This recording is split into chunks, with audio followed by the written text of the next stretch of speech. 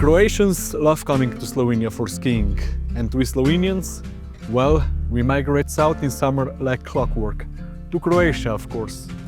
My family and I are no exception. We were there at the end of June and at the start of August. There we had it all. Hiking and biking throughout pine-scented trails, swimming in crystal clear waters, and wandering throughout old stone towns, where every corner felt like a time machine. There were pleasant evenings in town, a bit of rain, a moonrise or two that stopped us in our tracks, and sunsets that made us forget everything. And of course, one night was dedicated to astrophotography.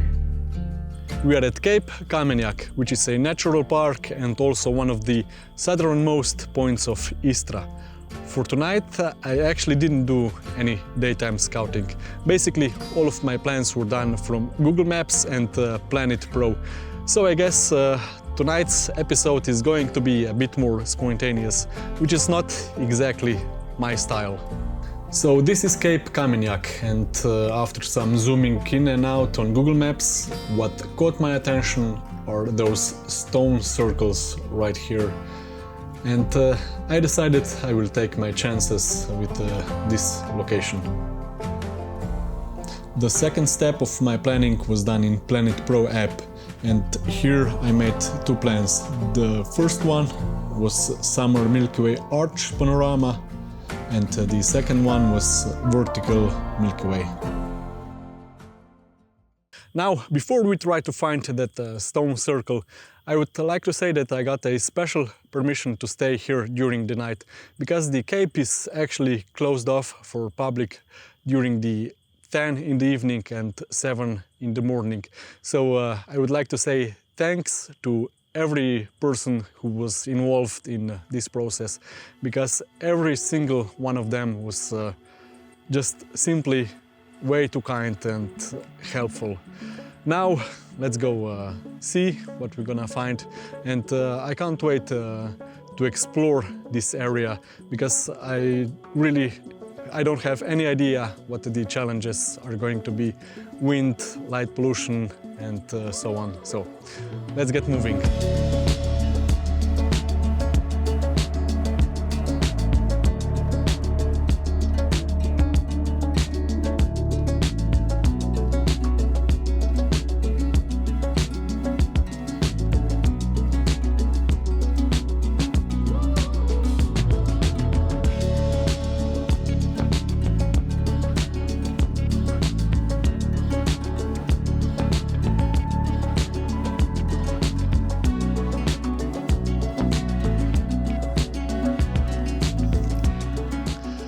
Good news, I was able to find the spot. I mean, it wasn't actually all that difficult. And here is our circle, and it looks really interesting, and I hope I'll be able to bring out all the separation and so on, because my tripod is only 120 centimeters tall. Now, there are some positives and negatives. And the first one is in this direction, where the Milky Way core should be. And as you can see, it is actually hidden behind this tree line. Now, if we move up, there is our Cygnus region of the Milky Way, and Cassiopeia shining brightly. Another shiny thing is the landscape in this case, because there are quite a few towns. And it's gonna be quite a interesting project. Now, if I won't be happy with the arch, I will probably just skip it, and I will wait for the vertical Milky Way to line up with the circle. It is quite different to be here. All the sounds, waves crashing, people partying. Totally different than being in the mountains. The gear in the backpack is quite standard, at least for me. So here is Shoot Move Nomad, V-plate, indexing rotator and pano head. I recently got the upgraded version of the V plate with this extended lever, and it actually makes a noticeably big difference. It is much more easier to tighten it properly. Now here I have astro modified Nikon Z6 and Viltrox 16mm, a cable release, a bunch of batteries and two filters. One is astronomic 12nm H-alpha filter, and the second one is Kenko Softon A filter, which is my Starglow filter. I also have in the car stock Nikon Z6 with 70 to 200mm lens, and I'm also vlogging with a new, what is a new camera to me, and I will tell you more about it a bit later.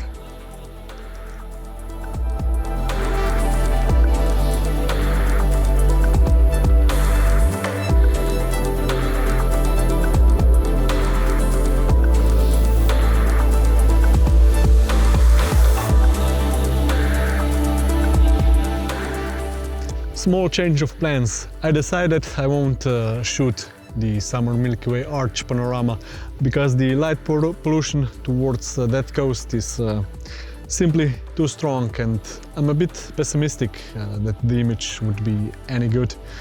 So I will focus my attention towards the Milky Way core, and we will see how this one will turn out. After that, maybe we could take a drive to a different location, or maybe we will even go to the southern part of the Cape, where there is a beautiful lighthouse just off the coast. So let's shoot this one, and we're gonna see.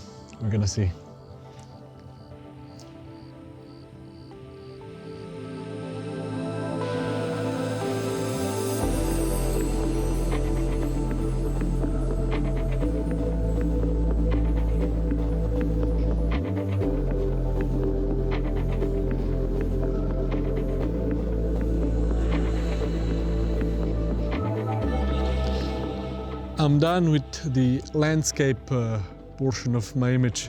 I did focus stacking at 25 seconds, and the images looked like it's daytime. I had another image in my mind, and that is star trails with Polaris right up there, and I think it would be quite an interesting one with the circles here on the ground and circles up in the sky. But once again, the light pollution is simply too strong for this one. So I guess lesson learned. Never skip daytime scouting.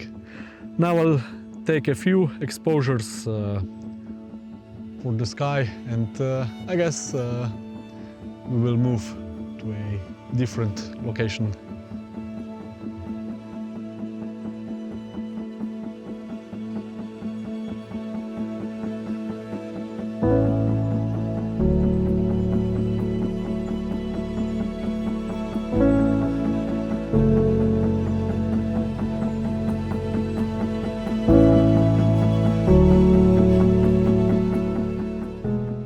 On my way back to the car, after only 2 minutes of walking, the view towards the center of our galaxy really opened up.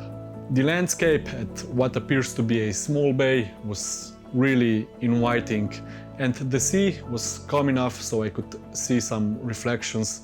So I decided this would be a nice spot for my second image of the night.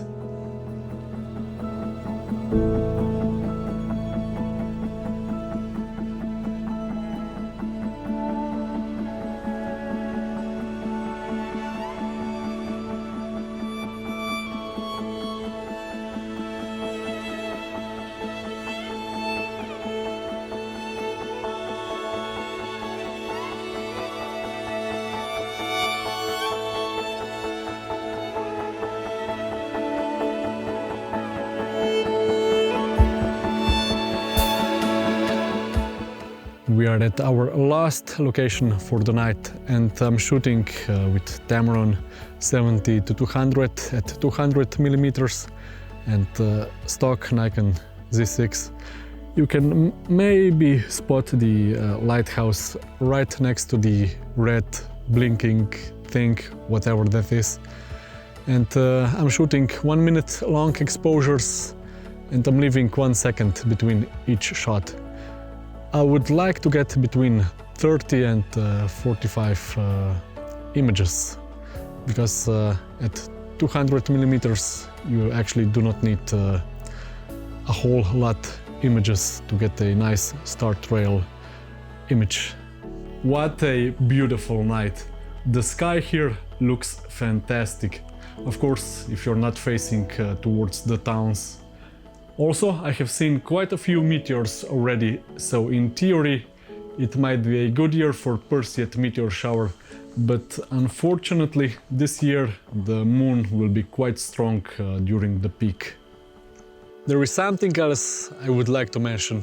This thing is Sony A7S with Viltrox 20mm, and it was a gift from Yahoo or Starscaper, which is just bananas. And Yahoo, I do not know what to say.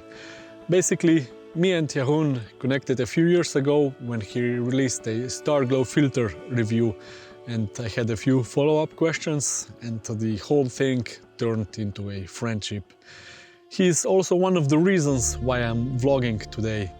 I'm not natural in front of the camera. I had a few problems at the beginning of my journey, and he basically told me to get over myself and just do it. And here we are today.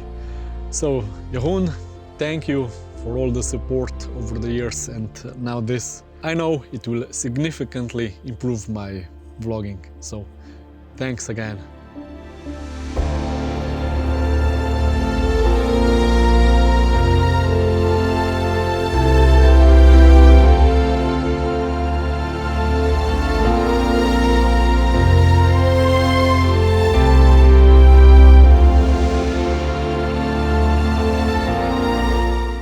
This one is done, so I would like to say thanks again to the Kamyak team, because without them this one would definitely not be possible.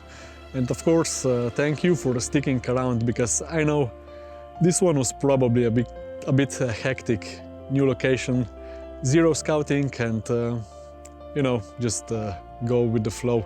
So I hope I will get at least 1 or 2 decent images out of it.